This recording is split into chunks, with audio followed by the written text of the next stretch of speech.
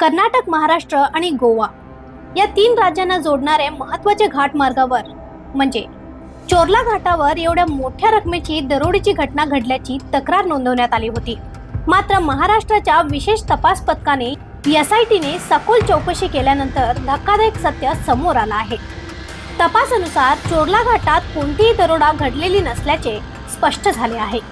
गेल्या 2 महिन्यांपासून 3 राज्यांच्या पोलिसांचे डोकेदुखी ठरलेला हा गाजलेला 400 कोटी दरोडा प्रकरण आता पूर्णपणे बनावट असल्याचे निष्पन्न झाले आहे।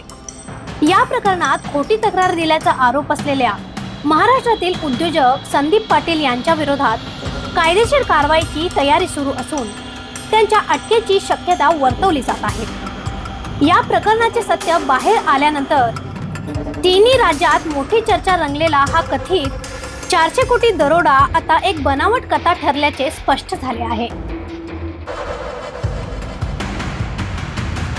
अशा आणखीन अपडेटसाठी फॉलो करा वॉइस ऑफ इंडिया।